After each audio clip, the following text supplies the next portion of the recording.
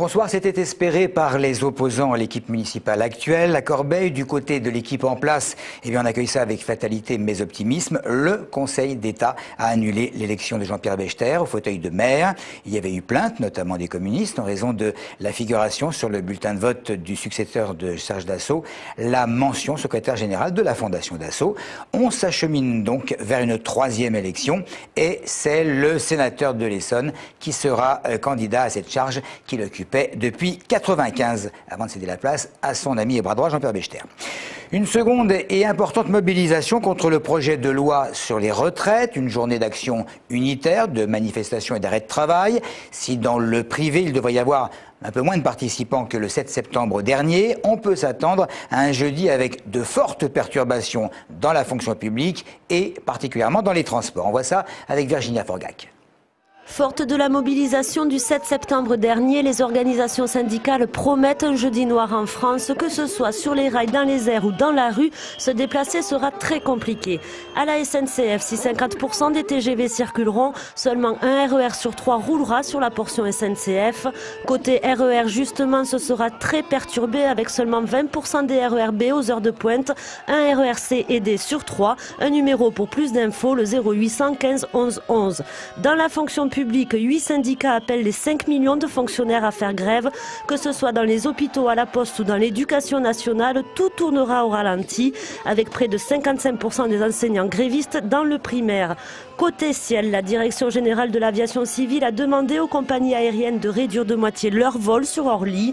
Un rendez-vous que ne veulent surtout pas rater les syndicats. À 2 semaines du vote au Sénat de la réforme des retraites, il s'agit de faire aussi bien, voire mieux, que le 7 septembre dernier.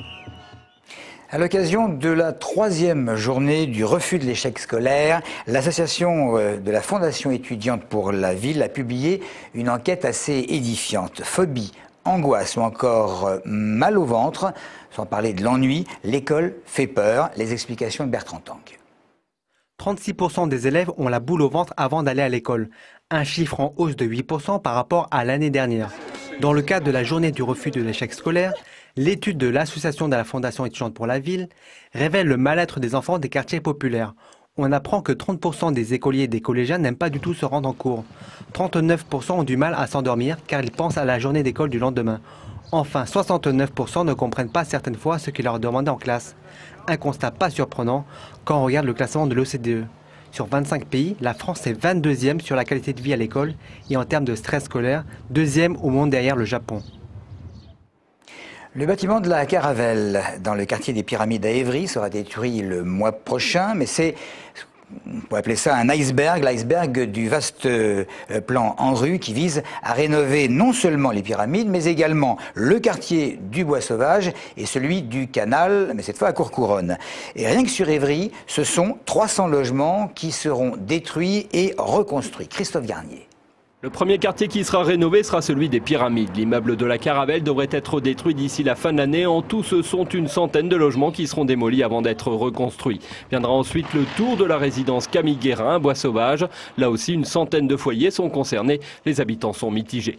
Ça fait déjà 20 ans que j'habite ici, alors on attendait ça avec impatiemment. Rénover, c'est sympa, mais pour les gens qui habitent là depuis maintenant 22, 23 ans, détruire un quartier qui n'est pas si vieux que ça, je trouve pas ça très cool pour les anciens habitants.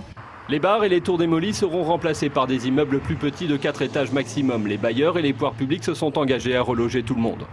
On va retrouver un logement pour ses habitants et on va apporter un soin particulier au relogement des habitants, si ce n'est dans le quartier, du moins dans l'agglomération d'Évry. On ne peut pas garantir que tout le monde sera relogé dans le quartier parce que, encore une fois, l'objectif est aussi de mixer les populations, de diversifier l'habitat, mais aussi les populations. Sur le plan opérationnel, si vous voulez, la démolition se fera dans le courant, disons, fin 2011, et puis les reconstructions dans la foulée. L'Agence pour la rénovation urbaine espère terminer l'ensemble des chantiers d'Évry-Courcouronnes d'ici 2012, voire 2013 au plus tard, des délais qui paraissent très courts. Coût total de ces rénovations qui devraient restructurer l'agglomération, près de 200 millions d'euros. Et une 3e semaine de grève pour les effectifs de la poste de Massy Opéra. Les négociations avec la direction ne semblent pas être au beau fixe, même si certains parlent de quelques avancées. C'est une réorganisation des conditions de travail qui semble poser problème. Quelques retards de service, dit-on, pour la clientèle, mais sans que ce soit véritablement ennuyeux.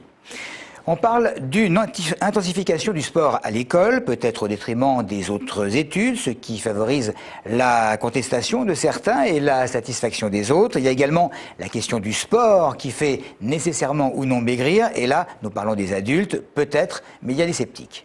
C'est sûr que si on fait beaucoup de sport et qu'on mange des pizzas frais, c'est sûr que ça va pas faire maigrir. C'est lié aussi à une alimentation adéquate. Le sport augmente le volume des muscles. Ça met en forme. Je fais pas de sport et je peux pas vous dire si ça fait vraiment maigrir ou non. C'est ceux qui ne bougent pas, qui, comme moi, prennent de l'embonpoint. Ça doit peut-être faire maigrir au niveau du volume, mais pas du poids. C'est quelque chose qui nous permet de nous dépenser. Il y a, on va dire, des sports qui sont quand même beaucoup plus adaptés pour faire perdre du poids. Le sport fait éliminer des calories. Quand je roule à peu près 30-40 km par jour, j'ai perdu 5 kilos. J'ai fait un peu de sport et après j'ai pris 5 kilos. On peut facilement maigrir juste en gérant son alimentation et sans faire du sport à côté. Ça aide à maintenir la santé. Après, maigrir, c'est pas forcément le principal indicateur de la santé. Le sport fait maigrir. Il n'y a que le sport pour maigrir. On voit des sportifs qui sont très, très forts et d'autres qui sont très maigres. C'est des conneries. En tout cas, présenter un journal télévisé, ça ne fait pas maigrir. Dernier jour de l'été et dernière vendange sur les coteaux de Paray-Vieille-Poste. Une dizaine de bénévoles ont récolté quelques 400 kilos de raisins bio sur les 330 pieds de pinot noir que compte la commune. 400 kilos dont ils espèrent pouvoir tirer près de 200 bouteilles quand même.